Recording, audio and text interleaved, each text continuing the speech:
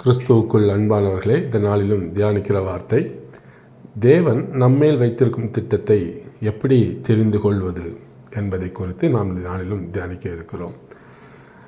பொதுவாக நம்முடைய வாழ்வில் ஆண்டவருடைய திட்டத்தை கண்டறிவது என்பது ஒரே நேரத்தில் முழுமையான மற்றும் விரிவான வழிகாட்டுதலை நாம் பெறுவதை குறிப்பது அல்ல. அப்படி ஆண்டவர் நமக்கு கொடுப்பதும் இல்லை. மாறாக நம்முடைய ஆண்டவர் தனது திட்டத்தை கொஞ்சம் கொஞ்சமாகவே, அதாவது படிப்படியாகவே அவர் நமக்கு அதை வெளிப்படுத்துகிறார். ஏன்னா இதற்கு நம்பிக்கை, கீழ்ப்பிடிதல் மற்றும் அவருடனான தொடர்பு, தொடர்ச்சியான அந்த தொடர்பு இதெல்லாம் ரொம்ப அவசியமாக இருக்கிறது. அதனால் அதெல்லாம் பேலன்ஸ் பண்ணி தான் ஒவ்வொன்றும் ஆண்டவர் நமக்கு ஏற்ற வேளையிலே கொடுக்கிறார்.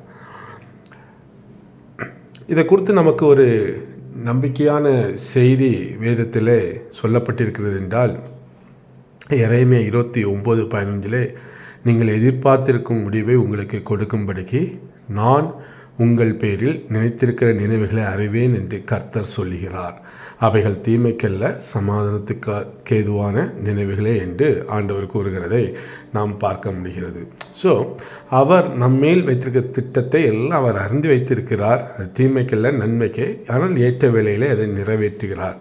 ஸோ ஆண்டவர் தனது திட்டத்தை எவ்வாறு வெளிப்படுத்துகிறார் என்றால், நமக்கு வைத்திருப்பதை நாம் அடையாளம் காணவும் அதை புரிந்து கொள்ளவும் சில முக்கிய வழிகளை ஆண்டவர் நமக்கு சுட்டி காட்டுகிறார். அதில் ஒன்று பார்த்திங்கன்னா பைபிள், அதாவது வேதாகமம்.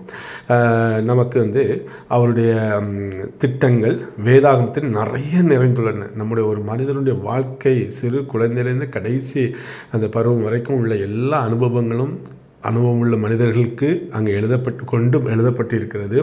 எல்லா பகுதிக்கும் அங்கே எல்லாமே சொல்லப்பட்டிருக்கிறது. ஸோ ஏற்கனவே தெளிவாக எல்லாம் எழுதப்பட்டாச்சு, சரிங்களா? ஸோ நம் வாழ்க்கைக்கு இன்றைக்கி நமக்கு தேவையான அந்த தனிப்பட்ட வழிமுறைகள் தானாகவே அதிலிருந்து நமக்கு அமைய தொடங்குகிறது. ஆண்டவர் அதை வேதத்தின் மூலம் சுட்டி காட்டுகிறவராக இருக்கிறார். ஏற்ற வேளையில் பிரசன்னங்கள் மூலம், இல்லை நம்ம வேதத்தை படிக்கிற பொழுது ஆண்டவர் அதை உணர்த்தி நமக்கு அதை சொல்லிக் கொடுக்கிறார். ரெண்டாவது, ஜெபம் மற்றும் ஐக்கியம் மூலம். வெறும் தேவைகளை கேட்பதற்கு பதிலாக ஜெபத்தில் நாம் ஆண்டவருடைய குரலுக்கு செவி சாய்த்து அவருடைய விருப்பங்களையும்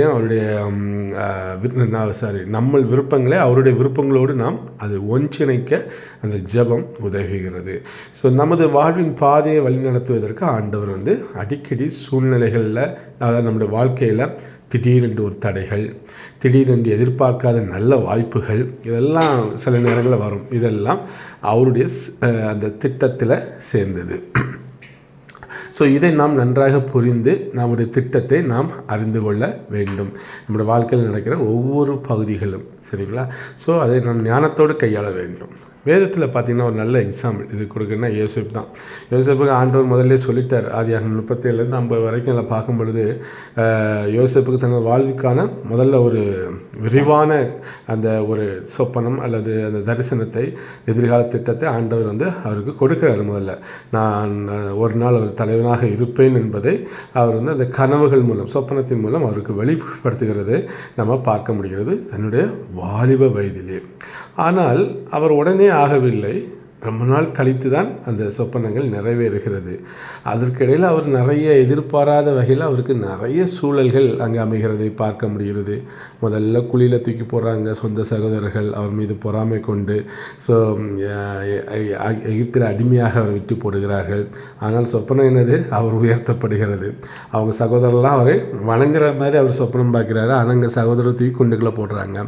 ஸோ சிறைசாலை, அந்த போத்திபார் என்கிற எகிப்திய அதிகாரியின் வீட்டில் உண்மையுடன் பணிபுரிந்த போதிலும், அதான் முக்கியம், யோசேப்பு ஒரு பொய்யான சுமத்தப்பட்டு சிறையில் அடைக்கப்பட்டார். ஆனால் பல ஆண்டுகளுக்கு பிறகு பார்வோனின் கனவுகளுக்கு விளக்கம் அளிக்கும் விதத்தில் யோசேப்பு இருந்ததுனால அவரை திறமையை பார்த்து பிரதம மந்திரியாக அவர் உயர்த்தப்படுகிறதை பார்க்குறோம். ஸோ இந்த கடுமையான 7 வருஷ பஞ்சத்திலிருந்து தனது குடும்பத்தினர் மற்றும் லட்சக்கணக்கான மக்களை அவர் காப்பாற்றுகிறது நாம் பார்க்க முடிகிறது. ஸோ இன்றைக்கு தேவனுடைய திட்டத்தை கண்டறிவது என்பது நம்முடைய வாழ்வின் ஒரு அன்றாட பயணமாக, எப்படி டெய்லி நம்ம ஒவ்வொரு இடத்துக்கு ஒவ்வொரு காரியத்தை செய்யணுமோ அது வாழ்வின் தினசரி ஒரு காரியமாக நம் வாழ்க்கையில் அது இருக்கிறது.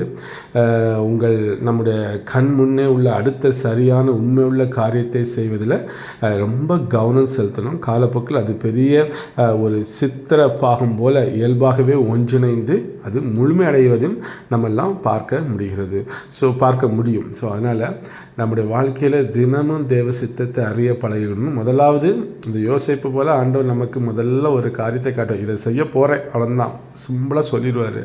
ஆனால் அதன் இடையிலே அதை நாம் பெற்றுக்கொள்வதற்கு நாம் விசுவாசத்திலே வளர வேண்டும், ஆண்டவரோடு ஐக்கியப்பட வேண்டும், அவரோடு உறுதியாக நிற்க வேண்டும். இப்படி எதிர்மறையான சூழல்கள் எல்லாம் வரும் பொழுது சோர்ந்து போயிடக்கூடாது. ஐயோ நம்ம வாழ்க்கை முடிஞ்சு போச்சுன்னு நினச்சிடக்கூடாது. இவ்வளோ தான் நம்ம முடிஞ்சு போச்சு, அதெல்லாம் நடக்காது அப்படிலாம் நினச்சிடக்கூடாது. நினச்சா எல்லாமே போயிடும். ஆனால் நிச்சயமாக அந்த சூழலில் இது எல்லாவற்றையும் நம்ம கடந்து தான் சென்று அவருடைய சித்தத்தை, அந்த முழுமையான சித்தத்தை, ஒரு வாழ்க்கையில் எதிர்கால சித்தத்தை அவருடைய திட்டத்தை நாம் அச்சீவ் பண்ண முடியும். ஆனாலும் ஒவ்வொரு நாளும் அவருடைய சித்தம் ஒன்று இருக்கிறது, தினமும் அவருடைய சித்தம் ஒன்று இருக்கிறது. ஃபார் எக்ஸாம்பிள், நம்ம ஒரு இடத்துக்கு போகிறோன்னு நினைக்கிறோம். இப்போ ஒரு சின்ன இடம், ஒரு சென்னை அடையார்லேருந்து திருவான்மையூர் ரொம்ப பக்கம்தான் இல்லையா? அங்கே போனாலும் கூட நம்ம ஆண்டவரே நான் போகலாமா, இல்லை ஒரு சொந்தக்காரங்க வீட்டுக்கு நான் போகணுன்னு நினைக்கிறேன், ஆனால் தேவ சித்த ஆண்டவரே நான் இது போகிறது உங்கள் சித்தம், இதெல்லாம் கேட்க பழகணும். சின்ன சின்ன காரியங்களை கூட நாம் கேட்டு இந்த தாவீதை போல கேட்டு பழகுகிற பொழுது நாம் அவரோடு அவருடைய ஐக்கியத்தில் உறுதிப்படுத்தி எந்த சூழலிலும் அவரோடு நம்ம நின்று ஒரு பெரிய காரியத்தை நம்முடைய வாழ்விலே அச்சீவ் பண்ண முடியும். ஆண்டவரிடம் கேட்காமல் நம்ம இஷ்டத்துக்கு செய்கிற பழக்கம் இருந்ததுன்னா ஆண்டவர் முதல் வெளிப்படுத்தவே மாட்டார் காரியங்களை. அது முதல்ல புரிஞ்சுக்கிடுங்க. அதனால் சின்ன சின்ன காரியங்களுக்கு முதல்ல கேட்டு பழகுங்க. ஆண்டவர் பேசுவாரா? நிச்சயமாக பேசுவார். எல்லாத்தையும் பேசுவார். எப்படி பேசுவார்? ஏதோ ஒரு விதத்தில் பேசுவார். யாருக்கு எப்படி புரியுமோ அவங்கள்ட்ட அப்படி பேசுவார். அதனால் அந்த கேள்வி நமக்கு வேண்டாம். நீங்கள் உங்கள் வேலை கேட்குறது மட்டும்தான், சொல்கிறது அவர் எப்படினாலும் நமக்கு எப்படி அது புரியுமோ அந்த விதத்தில் அந்த காரியத்தை நமக்கு சொல்லி கொடுத்துருவார். அதனால் கேளுங்கள் ஜெபத்தில், ஆண்டவரே நான் அந்த காரியத்தை செய்யலாமா, இங்கே போகலாமா, அதை பண்ணலாமா, சின்ன சின்ன காரியங்களை முதல்ல கேட்டு பழகுங்கள். ஆண்டவர் அதில் சந்தோஷப்படுவார். உங்களோடு கூட ஏன் பிரத்யட்சமாக கூட பேச ஆரம்பிச்சிடுவார். நம்ம இப்படி ஆண்டவருக்கு முதலிடம் கொடுக்கும் பொழுது, முக்கியத்துவம் கொடுக்கும் பொழுது. இந்த பிரச்சனை என்னென்னா, நிறைய பேருக்கு ஒரு நம்பிக்கையே இல்லைங்க. ஆண்டவர் நம்மகிட்ட பேசுவார், நம்மகிட்டலாம் பேச மாட்டார், அந்த ஊழியக்கார்ட்ட தான் பேசுவார், அப்படி பேச மாட்டார், எப்படி நினச்சிட்டு எதுவுமே கேட்குறது கிடையாது, ஆண்டவரும் சொல்கிறது கிடையாது. நான் சொல்கிறேன், இன்றைக்கி இந்த வார்த்தையை கேட்குறவங்கள்ட்ட சொல்கிறேன், சின்ன காரியத்துலேருந்து நீங்கள் ஆரம்பிங்க. ஆண்டவர் ஒவ்வொன்றையும் உங்கள்கிட்ட பேசிட்டுவார். அதுக்கு பிறகு நீங்கள் கேட்க ஆரம்பிச்சிடுங்க, அவர் சொல்லிகிட்டே இருப்பார். இந்த தாவீதுடைய வாழ்க்கை மாதிரி இருக்கும், ரொம்ப அருமையாக இருக்கும். நாம் அவரோட திட்டங்களை நாம் அறிந்து கொள்ள முடியும். அதனால் நம்மளுடைய முழு வாழ்க்கை, ஏன்னா நம்ம பிறக்கிறதுக்கு முன்னாலே நம்ம பேரை அறிந்து வைத்தவர், எலும்புகள் உருவாகும் முன்னே அதெல்லாம் அவர் அறிந்து வைத்திருக்கிறார், தாயின் கர்ப்பத்தில் உருவாகும் முன்னே அறிந்து வைத்திருக்கிற ஆண்டவருக்கு நம்ம வாழ்க்கை எல்லாமே தெரியும். ஆனால் எந்த மனுஷனுக்கும் அவர் ஒரே நாளில் போய் எல்லாத்தையும் வெளிப்படுத்த மாட்டார். எந்த நேரத்தில் எது தேவையோ அதை மட்டும் தான் வெளிப்படுத்துகிறார். நம்ம ஆண்டவராக இருக்கிறார். அதனால் கேளுங்கள். ஏதோ ஒரு நாள் இல்லை, தினமும் உங்கள் வாழ்க்கையை குறித்து ஒவ்வொரு பகுதியிலும் கேளுங்கள். ஆண்டவர் உங்களோடு கூட பேச ஆரம்பித்து விடுவார், சொல்லி கொடுக்க ஆரம்பித்து விடுவார். ஏன்னா சொல்லியிருக்கார், நான் உனக்கு போதித்து நீ நடக்க வேண்டிய வழியை உனக்கு காட்டுவேன், உண்மையில் என் கண்ணை வைத்து உனக்கு ஆலோசனை. எத்தனை வசனங்கள் ஆண்டவர் நமக்கு கொடுத்துருக்கிறார். நிச்சயமாக செய்வார். நம்பிக்கையோடு ஒவ்வொரு காரியத்தை அவர்கிட்ட கொண்டு போங்க. அவர் அந்த காரியங்கள் எல்லாம் பேச ஆரம்பித்த பிறகு நாம் முழுமையான திட்டங்களை நமக்கு வெளிப்படுத்தி அதில் வெற்றி பெறுவதற்கு ஆண்டவர் நமக்கு கிருபை கொடுப்பார். ஸோ கர்த்தர் தாமே இந்த வார்த்தைகளை ஆசீர்வதிப்பாராக. ஆமென்.